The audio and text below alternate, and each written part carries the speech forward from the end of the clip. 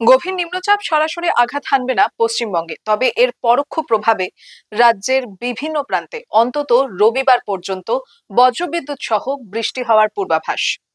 দক্ষিণবঙ্গে মঙ্গলবার ও বুধবার কলকাতা সহ প্রায় সব জেলাতেই মাঝারি বৃষ্টি হতে পারে। বৃহস্পতিবার থেকে এই বৃষ্টির পরিমাণ আরও বাড়বে। ওই দিন দক্ষিণ চব্বিশ পরগনায় ভারী বৃষ্টির সম্ভাবনা রয়েছে। শুক্রবার পূর্ব বর্ধমান, মুর্শিদাবাদ, নদিয়া, উত্তর ও দক্ষিণ চব্বিশ পরগনা ও পূর্ব মেদিনীপুর জেলায় প্রবল বৃষ্টি হতে পারে।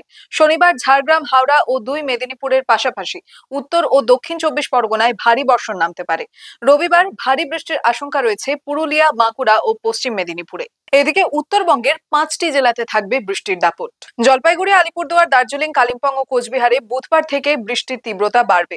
বজ্রবিদ্যুৎ সহ প্রবল বর্ষণ ও ঝোড়ো হাওয়ার সম্ভাবনা রয়েছে। বৃহস্পতিবার ও শুক্রবার জলপাইগুড়ি এবং আলিপুরদুয়ারে ভারী বৃষ্টির পূর্বাভাস। তবে শনিবার ও রবিবার থেকে বৃষ্টির প্রভাব কিছুটা কমতে পারে। 19 আগস্ট থেকে দক্ষিণ চব্বিশ পরগনায় সবচেয়ে ভারী বৃষ্টি হবে। এর প্রভাব পড়বে শহর কলকাতাতেও, বিশেষ করে দক্ষিণ চব্বিশ পরগনা লাগোয়া এলাকাগুলিতে। এদিকে 22 আগস্ট পর্যন্ত মৎস্যজীবীদের সমুদ্রের ধারে যেতে সতর্কতা জারি করেছে হাওয়া অফিস। কৌশিকী অমাবস্যা অর্থাৎ 23 আগস্ট পর্যন্ত টানা বৃষ্টির প্রভাব থাকবে। The wall bureau.